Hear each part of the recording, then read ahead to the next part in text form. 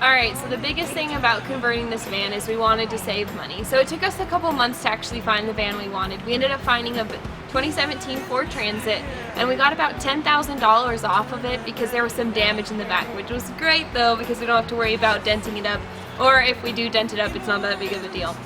And then also for any of the wood that's in here, we actually found it in the trash, or we did a little bit of dumpster diving for us, so that was awesome. And then any of the material you see hanging up, we actually sewed these up out of some material Brandon's parents had left over in their warehouse, and also out of the countertop in the back, we got that from them as well. And the sink is also a 5-gallon Home Depot bucket because every other sink we looked at cost about $100. It's just a little bit more than we could justify spending on the van. So in total, my husband spent 128 hours working on this van. I helped out a little bit, stained the ceilings and stuff, but some technical work that he did really well with. And then also for financial, we spent about $2,500. That includes everything solar panels on the roof, as well as any of the flooring and electrical stuff inside. So this is our food pantry. We keep majority of our food up here, our coffee. This coffee maker is called the AeroPress. Got it for free from my cousin. Thank you, you know who you are. It's great for on the road. Doesn't take up a lot of space, and it's really easy to use to make a good cup of coffee. And down here we have all of our electronics. Two deep cycle batteries here, both 12 volt and 100 amp hours a piece. It's charged by solar. There's this solar charge controller back there. And I also have a battery isolator here, so it can charge off the van's alternator as well. And here is the 1500 watt inverter. Have the fridge plugged in right here, and then I also just have a surge protector plugged in right here that we have mounted up. I'll show you later. And we can plug our laptops and anything into that as well. And so everything runs up to here. This is our switches we got off Amazon, pretty cheap. It's for lights. This controls the fan, and this one is a water pump. And these two, haven't found a use for them yet, but it's really nice. You can monitor the life of the battery right. So here's our water system. It just comes out of one tank and goes into the other one. Pretty easy to pull it out and refill it. The water pump, we got a really good deal on Amazon for that. And the sink, as my wife mentioned earlier, is just a 5-gallon bucket, and we found the faucet and everything in the trash. So pretty simple system. Okay, so this essential oil is probably one of my favorite things of the whole van. It's awesome because when we're driving, we're actually able to put the diffuser up in front with us. It's like the size of a cup holder, and then when we're staying somewhere, we actually just set it out here on the counter, and it's awesome. Here is the bookshelf, and then we love almonds, so we have some almonds. And we have our spices up here. This is my husband's favorite Greek seasoning. We put this on everything. And then we have a surge protector, which is really great when we're laying in bed and we're doing stuff on our laptop as far as homework or charging our phones. And then here's our fan remote. This is super cool. It actually sets the temperature, and then it tells you your room temperature, and you're able to set the fan speed and everything. Up here is where the fan is, and that was probably one of the scariest things of this whole process, was cutting into a perfectly good van and roof. The measurements had to be spot on. Anyways, the only trouble part we have with this fan, not so much the fan, but just we don't have any windows in here, so it's really hard to get a good airflow, but it does pretty good keeping it cool regardless of all of that. And then up here we have this little solar panel light. This is great for when we turn the ceiling lights off when we go to bed.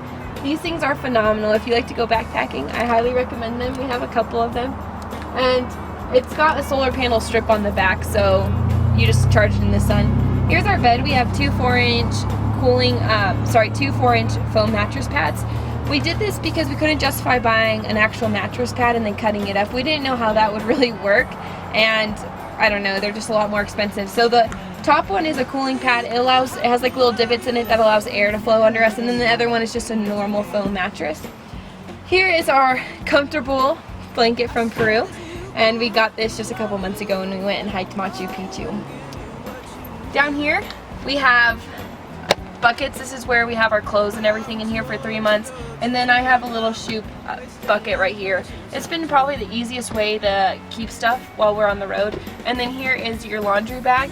And one more thing is right under this bed we have little sections where we're able to keep stuff. And this makes it really easy for extra storage because storage is so limited. And it goes all the way behind the van. Here's another one back here. So that's pretty cool.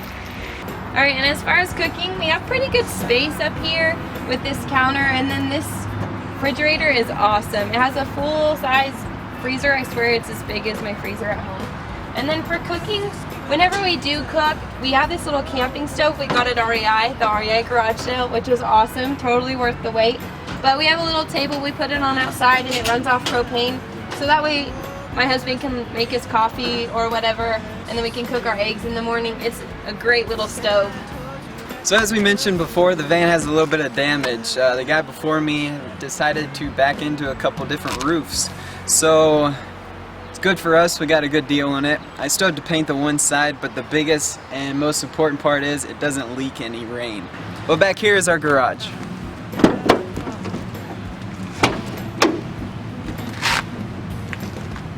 It's not the most organized right now, but we are not very organized people, so it doesn't really matter. Yeah, whatever. We got 3 bikes. For some reason, there's only 2 of us, but we have 3 of them right now, so in case we find a friend somewhere, they can always come ride with us. We got 5 skateboards, because you can never have enough 5 skateboards. 2 guitars. We actually just found this dartboard. It was actually my wife's idea to stop and pick it up on the side of the road, so it's a good thing we grabbed that. And back here are all of our cleaning supplies. As we mentioned before, we have storage in the bed frame, and back here it's pretty easily accessible. That's where I keep all my tools and everything.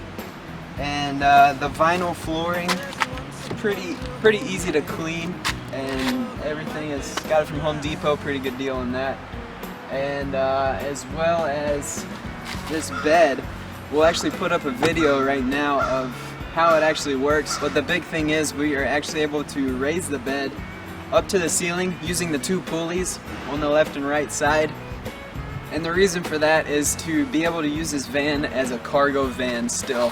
So we are able to lift the bed up to the ceiling, and we'll still have room underneath it to roll in some dirt bikes or 4x8 sheets of plywoods, stuff like that you need a cargo van for. So that's pretty much everything in the garage. So that's our van, Jolene. Thanks for watching. If you have any questions, just let us know. And also we'll be posting our social media and our blog site down below this link, and you can follow us on the rest of our adventures. Thanks.